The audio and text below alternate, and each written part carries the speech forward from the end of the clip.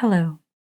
In this message, I wanted to elaborate and extrapolate on the process of self that you would go through in order to start unlayering and delayering programming or energies or beliefs that hold you in a stuck pattern of operation and that potentially hold you away from expression of self, so from the higher standpoint, from allowing your true being to flow, right, but without looking at the concepts of larger nuances of that being is uh, on the physical plane in a three-dimensional world. What those things actually do is they hold you locked and stuck within some sort of a paradigm that you're basically choosing to participate in, usually subconsciously. But that paradigm kind of like builds in this lock to where, from an energetic standpoint, your being is having hard time circulating and spinning off and propagating the energies that you actually have coming through to you on daily basis. And then you develop through the stack pattern and the stuck lock, you actually develop physical ailments that basically cause you to be unhealthy. And so, to begin with, I will address this as everything in life, everything around your being carries energy, right? It carries signatures that allow you to, one, allow for that thing to exist. And then two, they allow your essence, your, let's say, three-dimensional form to participate with this existence, right? And so your interaction with things, beings, people, concepts, you name it, everything in the world, and your interaction with it carries a signature, an energetic signature. And if we are in alignment, and if we are in true extrapolation of our being, and that was the essence of you, and I, at our from our birth, and then into our toddler years. The essence of us was, we came into the environment, we were open energetically, right? There was no blockages within us.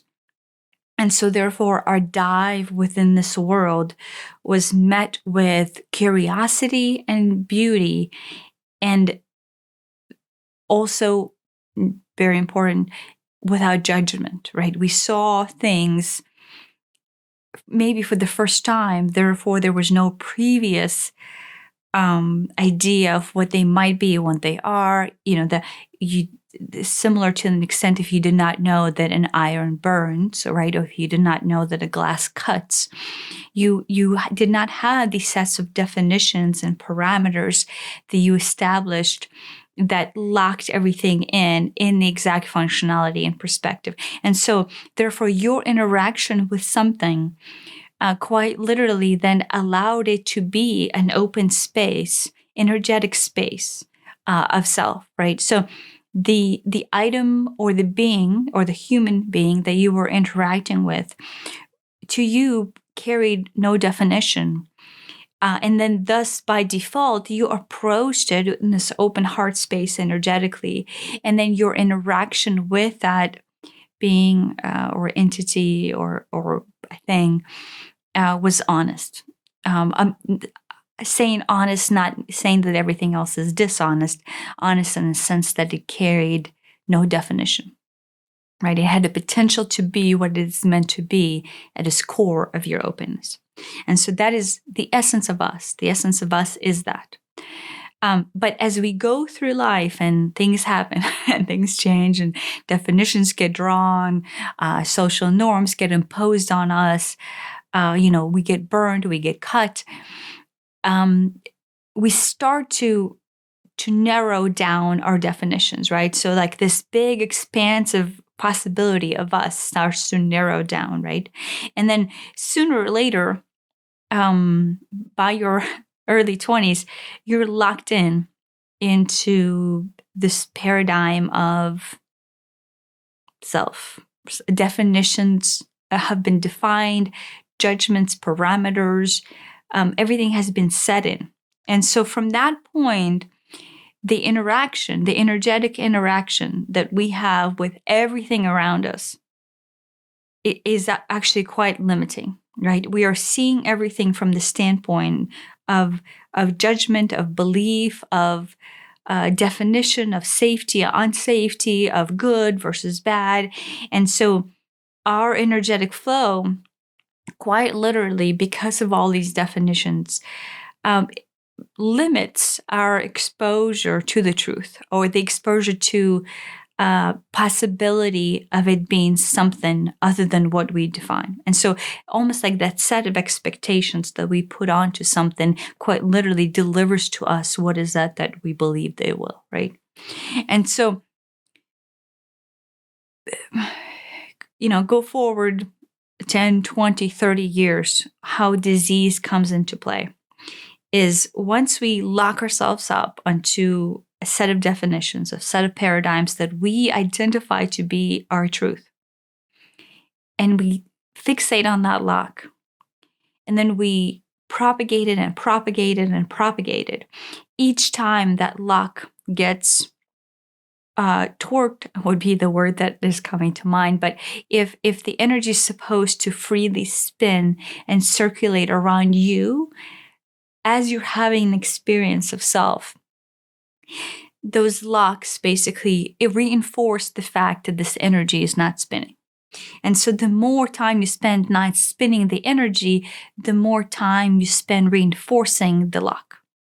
And so sooner or later, when the lock just basically kind of had enough of this, twerking and twitching, it can't go anywhere.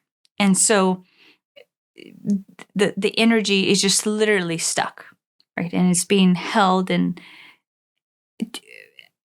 against its will in order to spin and propagate and allow it to flow. And so once that lock sets in, years, however many years, whatever you experience, or right now it took that many years, you're ill. And so it is a stuck energy that wants to move. It wants to give you potential of life, right? At no point is your goal in life to kill yourself. Not through suicide, but through bringing on of your own illness, or your own disease. And so the energy is just, attempting to move. It is always trying to move, and it's always trying to allow you to go back to the essence of you that allowed this open spin. But if you sit there and reinforce stuckness, you enforce this lock, it has nowhere to go. And so disease comes into the form, right? And, I could spend lifetimes and lifetimes talking about all the nuances of diseases that we can bring on, but it is quite literally irrelevant. I would say that whatever disease you have, it doesn't even matter. Diagnosed or undiagnosed, curable or not, it is coming from some sort of luck that you're holding on to, that you have not let go of this energetic lock, and then you are not letting it spin, right? So how do miracles happen? How do healing miracles happen? They happen when the human being in his form finally allows that lock to go. And you're finally, through whatever notions, and I can spend time talking about those notions, through whatever decisions, you finally go, I release it. I can no longer hold this lock. The sickness that I'm feeling, this disease, this illness that I'm experiencing, I've had enough, right? And I don't know what it would take for, each one of us to have enough.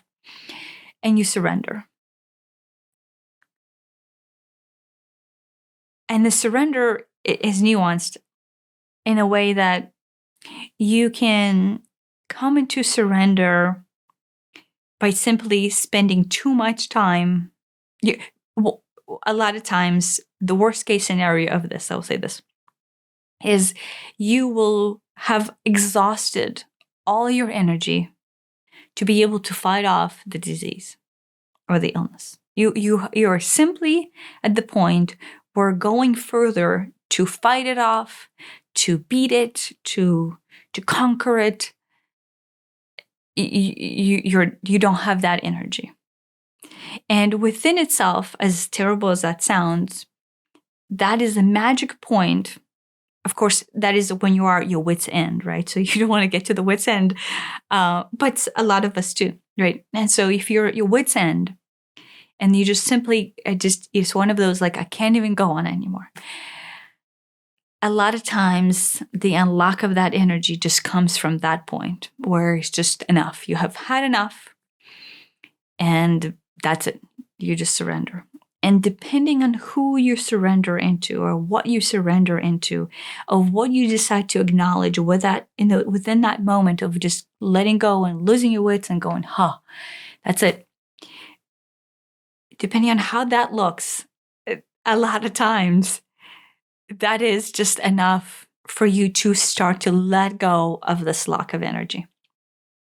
Now, you don't have to get there, right? You don't have to be on your deathbed and let go and then hope that that is the saving grace. That is still holding on to that lack and then inserting a definition of something else to it. So that surrender I'm talking about is an honest surrender, not pretend surrender, but pretend surrender, in fact, is holding that lock and you're just spinning your wheels trying to make something happen. So that's not it. That just you continue to hold that lock and continue to be locked in that place.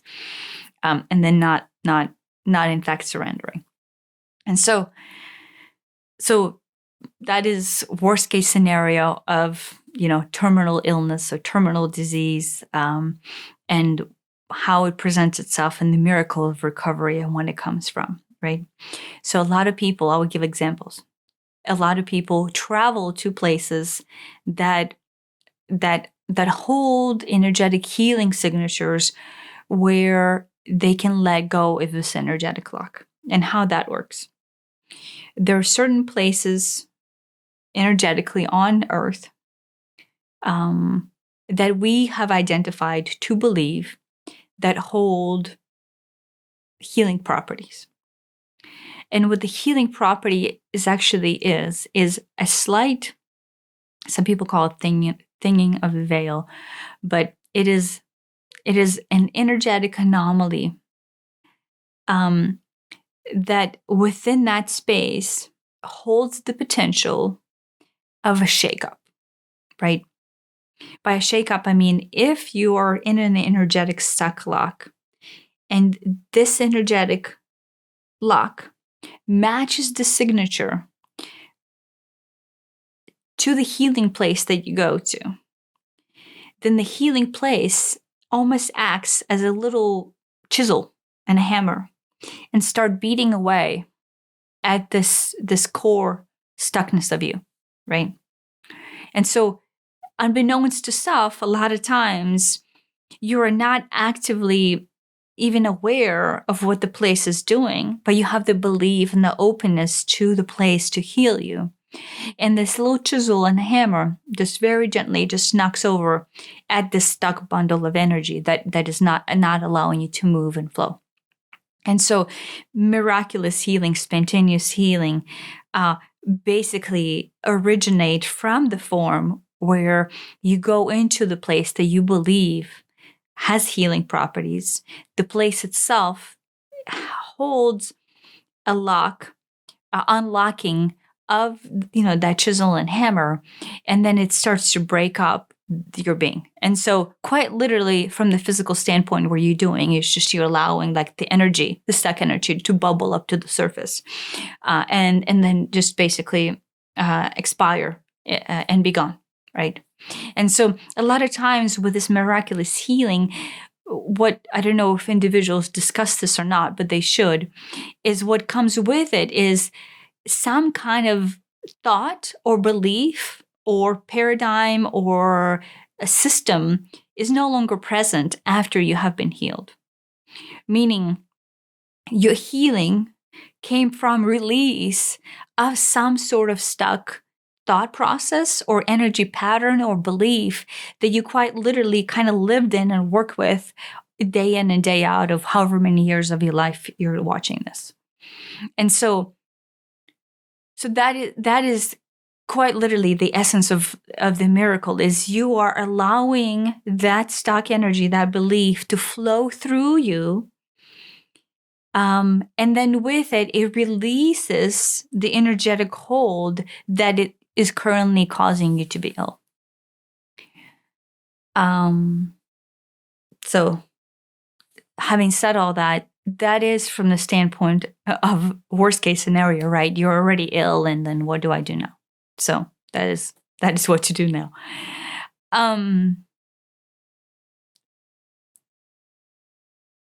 But the easier way, and the more in tune way, and the more realistic way, is to, without having to spend thousands of dollars traveling to these magic places and, and breaking your bank account to go to France or to Egypt or to whatever else you want to find, is to allow that to come to you through your own decision, right? Through your own choice of unraveling the stuck energies on your own, right? So instead of waiting until whatever the severe illness that you might not want to experience, is start to unravel what you hold as a stuck energy pattern within you ahead of time, right? Or in the best case scenario, this would be ideal, is establish from the core this understanding that energy patterns that develop blocks do not serve your being. And anytime you're exercising a pattern, you're exercising a lifestyle that is causing this lack of energy, the stuck paradigm of being to develop, one, you're propagating this way of living into your form, meaning you're allowing this to come in as your truth, going, yes, I'm okay living in this way.